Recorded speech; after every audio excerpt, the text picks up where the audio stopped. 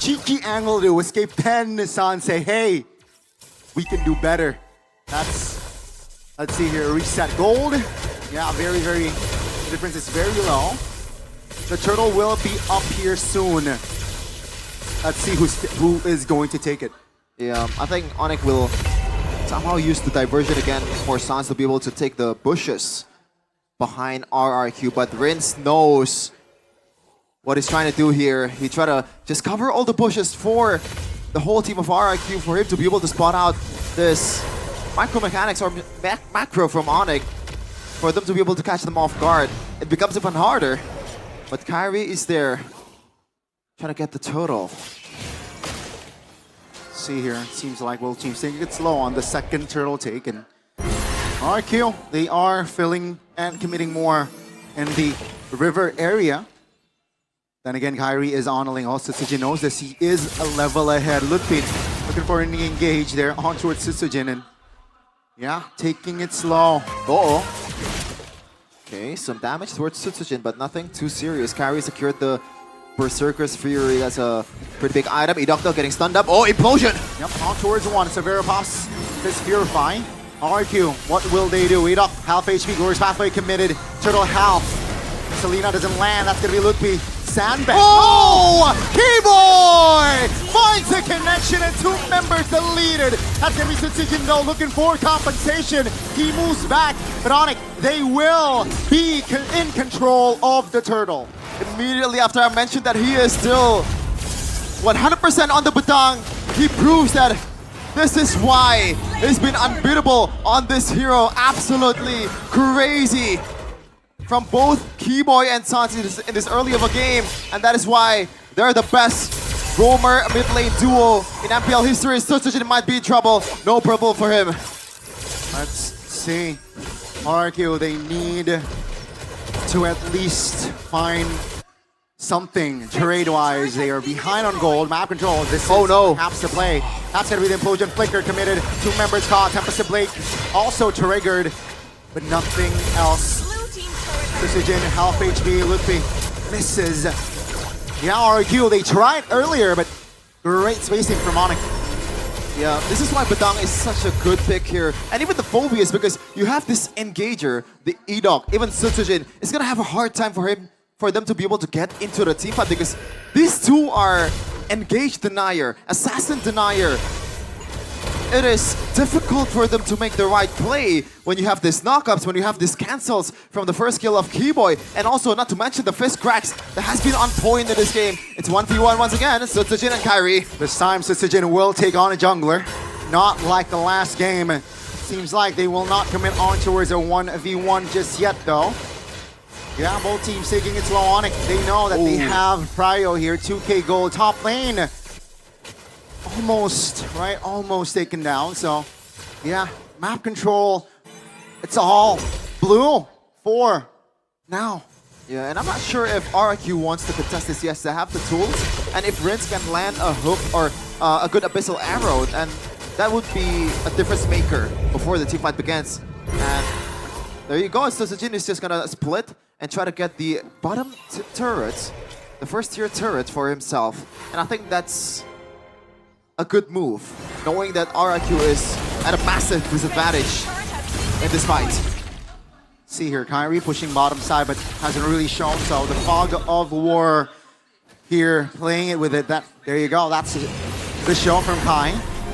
No real call just yet here from RRQ. Keyboy spotted out, taking it slow as the turtle will shift, and it becomes a lord.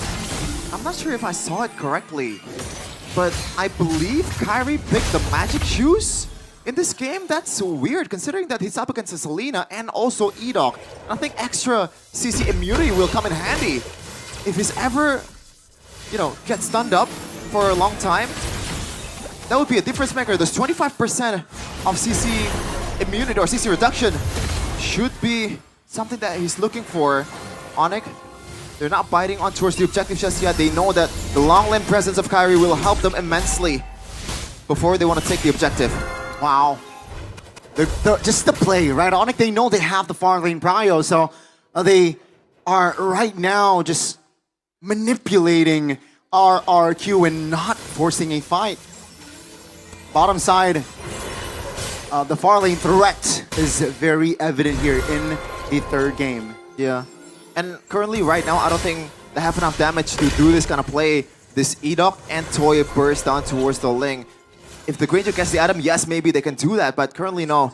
Edok, though, can still play. He might be looking for someone, but no conversion just yet. But back to the point, so Kyrie can just stay in the long lane as long as he wants to, and the only thing that can kill him is probably Rinse landing a solid arrow. Even then, the Tempest Blade is an easy get out of jail mechanic. Yep. Seems like diversion play will be topped.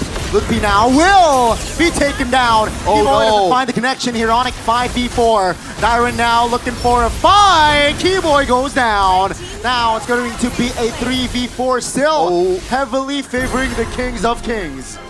Okay, good one there from RRQ, knowing that they can use the initial stun from the Hylos to combo it up with the Abyssal Arrow from Rinse. Now it's a matter of Kyrie, can he execute this retreat? Edok is eyeing for an implosion, eyeing for a stun, for him to get Kyrie down from the wall. Severo is still in the vicinity. Sans now, juicy target, Shaman Force popped. That's Edok finding the implosion play.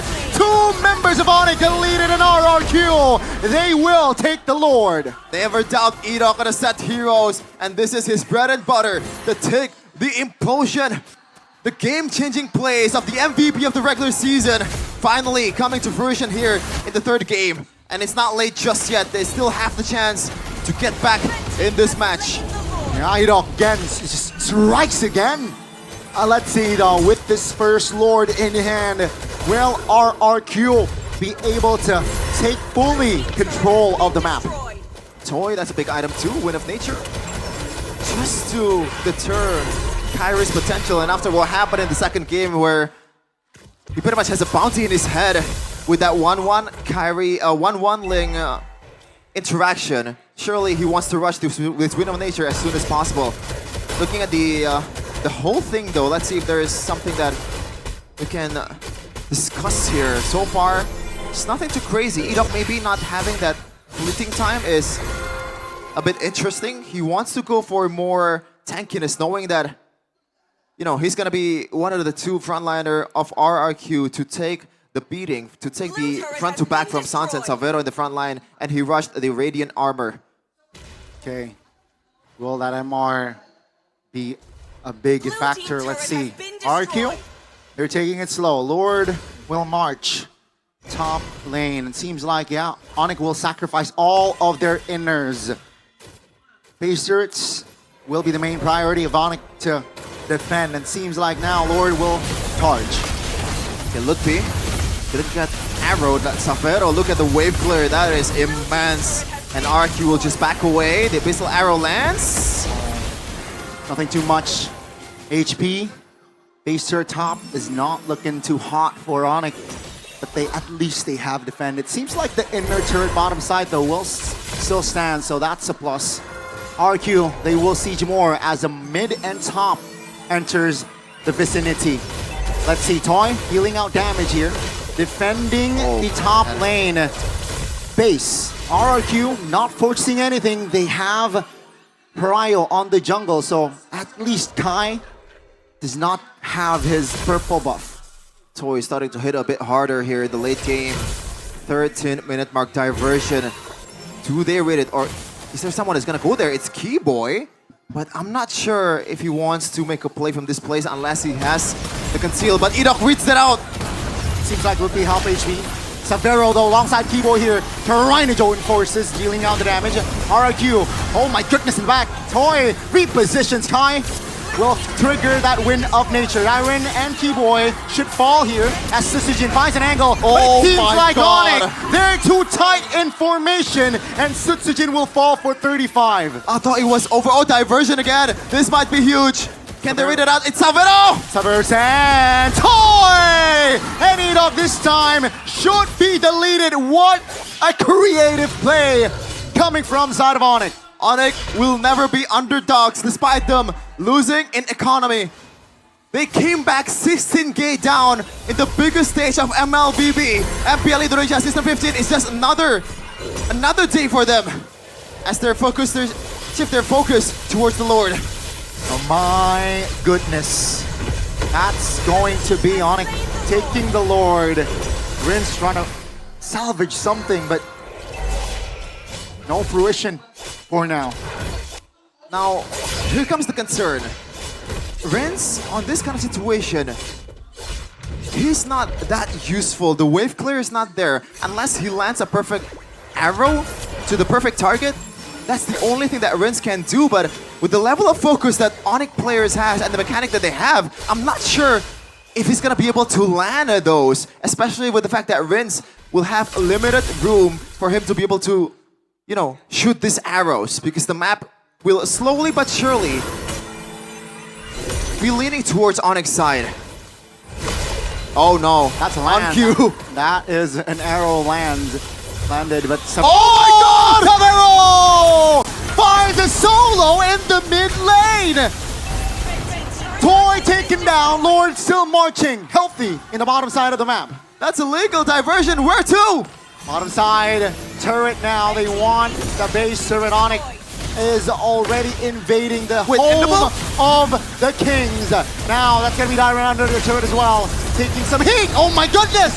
That's an implosion, but the damage from ONIC is just too much. Now it's going to be ONIC running for the hills as RRQ. They actually have defended. 4 members of ONIC will down for at least 20. And Jakarta International Velodrome roars with the turnaround from Edok. How? That 4-man implosion was huge. Forced out the Purify from Savero, but there's no Man Force. There's not enough HP. There's not enough shield for him to be able to survive that one. We're gonna take a look at the replay here. Edok spotting, I guess, the overzealousness of ONIC. They just grouped up, knowing that Edok is in front of them. That is not something that he should do against a Tig. This is a hero that brought RRQ or ONIC in M5. Came back from 60k down. Surely they know better. And that's the thing, man. A little bit of autopilot right then and there from ONIC, right? Just inside of the base. And yeah, a team like RRQ with a roamer like Edok definitely will capitalize on that autopilot coming from their own opponent. So it's another reset. Keep in mind, we are 16 minutes in. So yeah, let's see here. Definitely RRQ have increases their odds to perhaps potentially force a game 4. Yeah, the increased odds are there, especially with the... Oh, it looks like for this Lord in particular, ONIC has the advantage on the long lane because there's no inhibitor turrets for RRQ. So again, that's something they can use, especially this is Kyrie we're talking about. You know, he's gonna be there in a few seconds with the Finch Boys as long as he has that purple buff for him to be able to expand his energy a bit, you know, a bit freely. Now RRQ will pull the trigger on towards the Lord.